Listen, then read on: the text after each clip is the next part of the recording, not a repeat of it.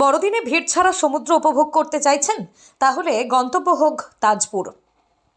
সমুদ্রপ্রেমী মানুষের প্রথম পছন্দ দীঘা। তবে দিন দিন দীঘায় ভিড় বাড়ছে। বড়দিনের ছুটিতে এখন থেকে ভিড় শুরু হয়েছে। অন্যদিকে মন্দারমণি পর্যটকদের ভিড়ে প্লাবিত হয়। তাহলে বড়দিনের ছুটিতে নিরিবিলি একাকী ও পরিবার বন্ধু বান্ধবের সঙ্গে সময় কাটাতে চলে আসুন তাজপুর সমুদ্র সৈকতে। সমুদ্রপ্রেমী মানুষের জন্য তাজপুর আদর্শ জায়গা। তাজপুর সমুদ্র সৈকতে মানুষের ভিড় থাকে না খুব বেশি। যারা ভিড় এড়িয়ে সমুদ্র সৈকতে উপভোগ করতে চান তাদের আসতেই হবে তাজপুর সমুদ্র সৈকতে। দীঘার সমুদ্র সৈকত জুড়ে ঝাউবন ক্রমশ হারিয়ে যাচ্ছে। পর্যটকরা সমুদ্র সৈকতে ঝাউবনের মধ্যে হারিয়ে যেতে চাইলে তাজপুর সমুদ্র সৈকত হাতছানি দিয়ে ডাকছে। জেলা বন দপ্তরের অধীনে থাকা ঝাউবন তাজপুরের সমুদ্র সৈকতকে অন্য মাত্রা দিয়েছে। জ্যোৎস্নার আলোয় তাজপুর সমুদ্র হয়ে ওঠে রূপবতী। হোটেলের ব্যালকনিতে বসে সেই রূপ দেখার অমোঘ আকর্ষণ পর্যটক ফেরাতে পারে না। আবার অন্ধকার রাতে সমুদ্রের ধারে হোটেলের ব্যালকনিতে বসে সমুদ্রের ডাক ও ঝাউবনের শোঁ শোঁ আওয়াজ পর্যটকদের হাতছানি দেয় অজানা সঙ্গমের।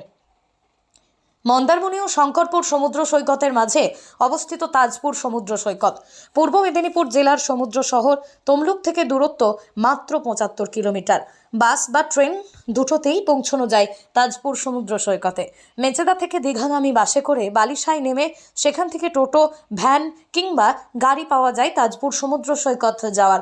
অন্যদিকে দীঘা হাওড়া রেলপথের দীঘাগামী এক্সপ্রেস ও লোকাল ট্রেনে রামনগর স্টেশনে নেমে টোটো, ভ্যান, রিক্সা, অটো ও ছোট গাড়ি করে তাজপুর সমুদ্র সৈকতে যাওয়া যায়। এছাড়াও গাড়ি বুক করে সরাসরি তাজপুর সমুদ্র সৈকতে আসা যায়। কোথাও বেড়াতে গেলে এই প্রথমেই মাথায় আসে যে কোথায় থাকবো। অনেকগুলো হোটেল বা রিসর্ট করে উঠেছে তাজপুর সমুদ্র সৈকত ঘিরে। বিভিন্ন হোটেলগুলোর প্রতিদিনের রুম ভাড়া 1000 থেকে 4000 টাকা। খাওয়া দাওয়ার জন্য আলাদা মূল্য দিতে হবে। পর্যটকরা চাইলে হোটেলের বাইরে খেতে পারেন। সমুদ্র থেকে তাকিয়ে দেখলে নজরে আসে না কোন হোটেল, কিন্তু তার মধ্যেই লুকিয়ে আছে অনেক রিসর্ট, গাছগাছালি দিয়ে ঘেরা। এক অন্য বৈচিত্র্য। তাজপুর সমুদ্র সৈকত গ্রাম্য প্রকৃতির মধ্যে।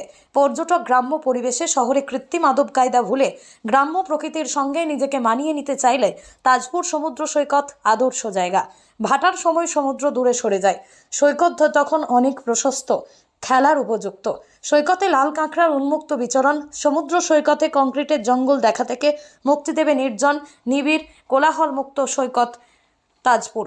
বড়দিনের ছুটি কিংবা শীতের সময় সপ্তাহান্তের 2 দিন তাজপুর সমুদ্র সৈকত আদর্শ বেড়ানোর জায়গা। পূর্ব মেদিনীপুর জেলার তাজপুর থেকে সৈকত সির রিপোর্ট, লোকাল 18 বাংলা।